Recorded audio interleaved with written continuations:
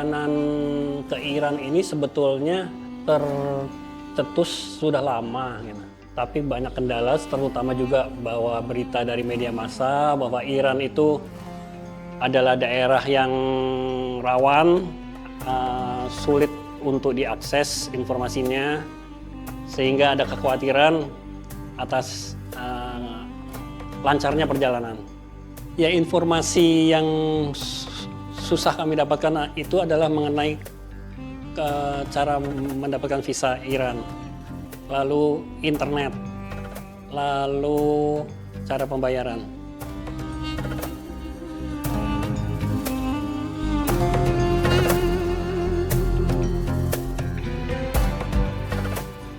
Kami tiba di Bandar Lengeh, sebuah bandar pelabuhan kecil.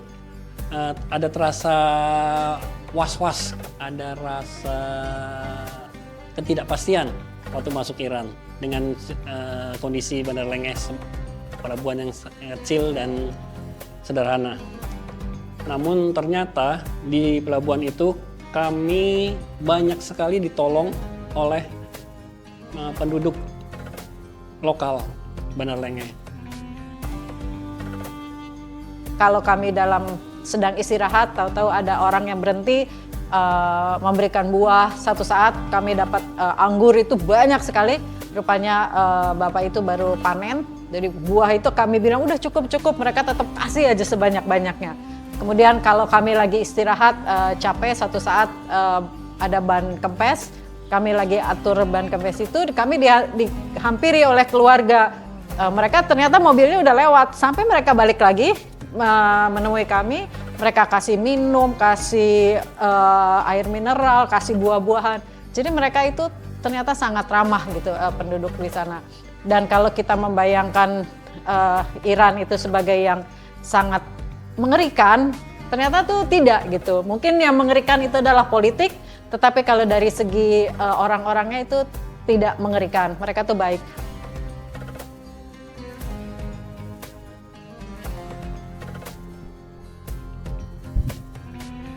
Kulineran di sana itu berupa nasi basmati yang disajikan dengan kadang ayam, kadang daging.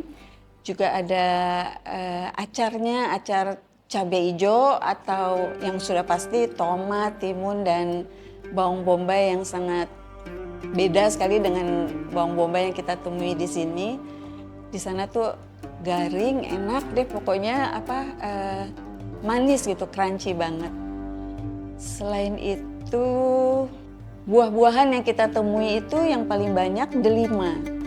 Delimanya besar-besar, butiran bulir-bulirnya juga gede, dan kata yang suka manis rasanya.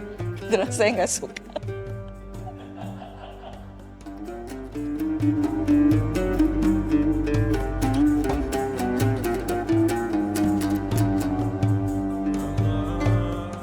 Ada juga yang agak unik itu adalah wanita-wanita di sana gitu kan.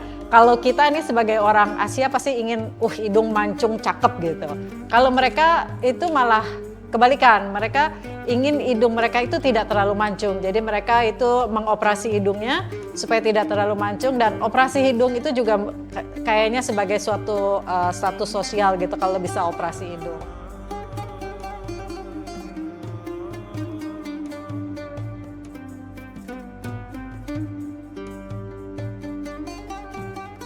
Perjalanan dari Pasargar ke Safar, di mana Pasargar itu adalah salah satu situs makam kuno, di mana di situ ada makam seorang raja yang sangat toleran sama masyarakat pada saat itu.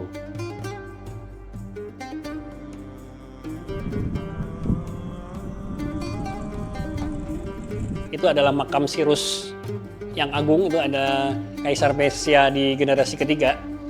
Sebetulnya makamnya itu sangat sederhana, kecil gitu. Tapi kota itu, daerah itu dulu adalah pusat awalnya kerajaan Persia di zaman Cyrus Agung itu. Dan dia sangat dikenal dengan toleransinya terhadap keyakinan warganya. Jadi waktu itu ada yang Zoroaster, ada yang dari Yunani, itu tidak ada penindasan terhadap mereka yang berbeda keyakinan. Dan ada suatu peninggalan dia dalam bentuk apa istilahnya batu gitu, yang itu adalah cikal bakal dari resolusi HAM di dunia.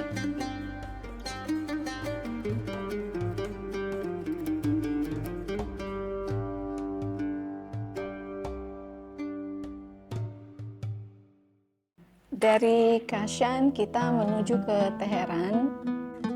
Kemudian kita sampai di KBRI itu, kita sudah ditunggu oleh Pak Dubes mengajak makan bersama, dan kita disajikan makanan Indonesia yang sangat-sangat menarik gitu. Mungkin mereka tahu bahwa kita selama di Iran kangen dengan masakan Indonesia, jadi kami sangat senang, sangat antusias. Ada sate, ada bakso, ada sup buntut. Wah, senang banget deh. Kita semua nambah sampai beberapa kali.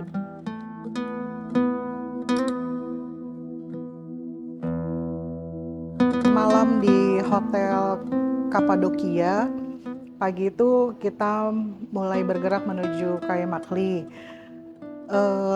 Qadarullah, ternyata ban rantai sepeda saya saat memulai perjalanan bermasalah, jadi rantainya itu copot terus. Jadi mungkin karena terlalu di-push saat saya menanjak, jadi ada sedikit masalah dengan giginya. Dan dalam perjalanan itu untuk mencari bengkel sepeda nggak gampang, sampai akhirnya sebagian perjalanan saya harus mendorong.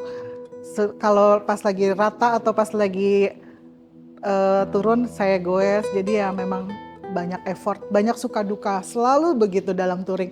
Dan itu yang membuat kita jadi lebih waspada, lebih bijak juga dalam setiap perjalanan.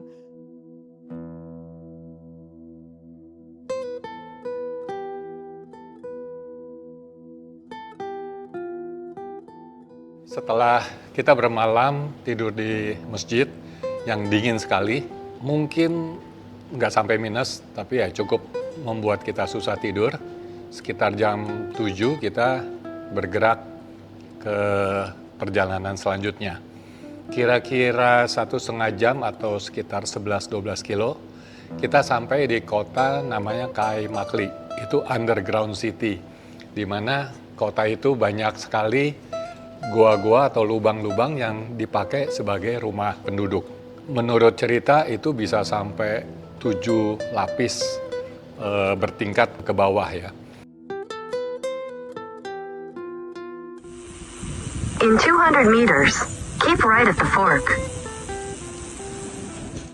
Welcome sekali di Konya, kotanya bersih, nyaman.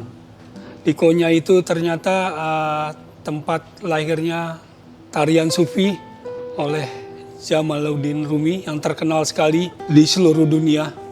Tarian Sufi ini yang alirannya tasawuf dengan irama tarian berputarnya sampai 360 derajat, mereka mengikuti irama musiknya dengan keren sekali.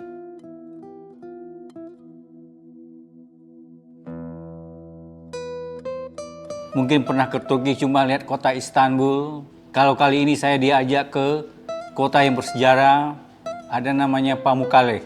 Di situ juga ada pemandian, ada air panas. Saya bertanya kepada Objati, dia bilang Cleopatra pernah mandi di situ berapa ribu tahun yang lalu. Itulah yang saya senangi, ikut touring keliling-keliling.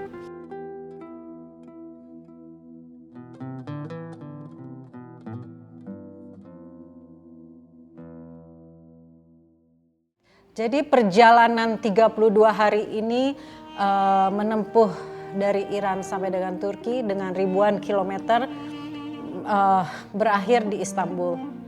Age is just a number, jadi umur berapapun, siapapun, kalau ada kemauan dan kalau ada keinginan, insya Allah semuanya akan terlaksana. Jadi semoga buku kami dan perjalanan kami dapat menginspirasi semuanya. Terima kasih. Biarkan jiwa petualanganmu membimbingmu bergerak untuk menemukan dunia di sekeliling kita penuh dengan keunikan dan keajaiban, sehingga kita semakin mencintai Sang Pencipta. Oleh Khalil Gibran. Dan berikutnya, perjalanan bersepeda ke negara lain adalah untuk menemukan realitas yang berbeda dengan persepsi publik yang umum atas negara tersebut. Oleh Aldous Huxley. Jadi kita memang harus sebisa mungkin jika ada tenaga, waktu, dan daya untuk melihat dunia di luar apa yang sehari-hari kita huni. Untuk melihat keindahan, keajaiban dari negara-negara lain dan keunikan, sehingga kita tidak hanya terpapar oleh media sosial yang secara bias menerangkan mengenai negara tersebut. Selagi muda, mulailah kita bertualang. Karena jika umur sudah seperti kita, hanya sedikit negara yang bisa kita datangi. Terima kasih.